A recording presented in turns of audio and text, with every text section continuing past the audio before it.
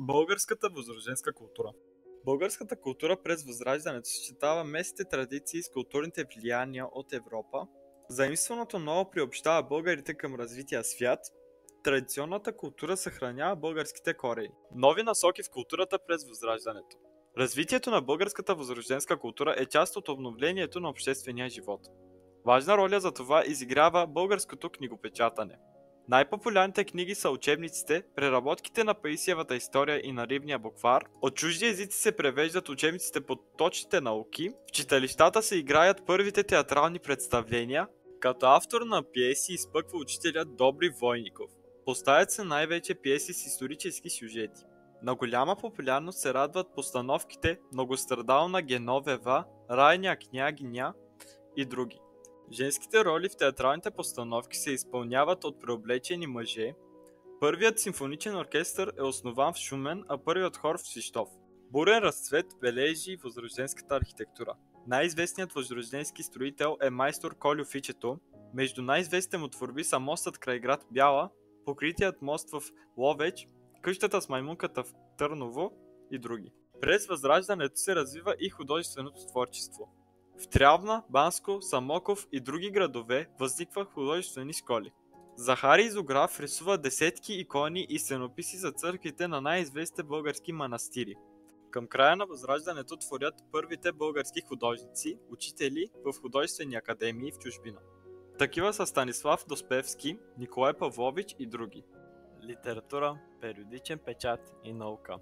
Образованите хора през Възраждането смятат за свой дълг да развиват българската литература до нивото на европейските постижения. Някои от техните произведения се отличават с големи художествени достоинства.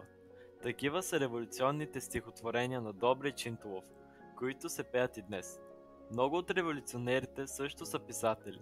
Георги Раковски е автор на известната на времето си поема «Горски пътник».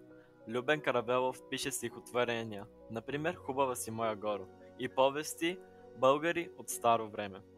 Поезията на Христо Ботев е на надмината по художествените си достоинства. През Възраждането започва издаването на български списания и вестници, т.е. появява се българският периодичен печат. Първото българско списание, Любословие, е издадено през 1844 година.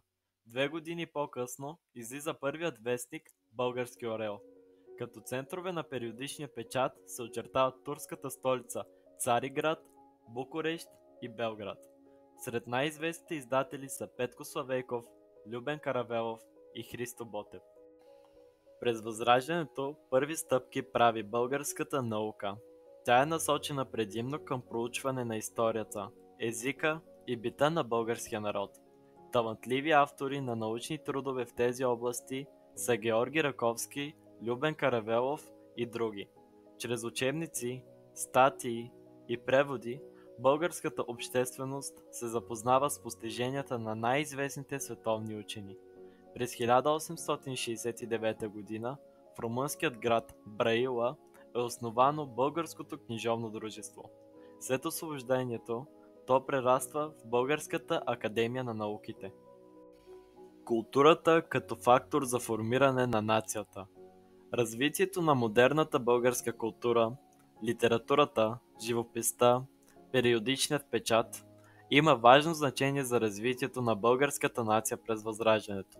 Все повече българи заживяват с проблемите на сънародниците си от всички краища на страната. Укрепва и широко се разпространяват единният български език. Развитието на културата създава общи настроения, предпочитания и надежди у българите. Засилва стремежа им към свобода.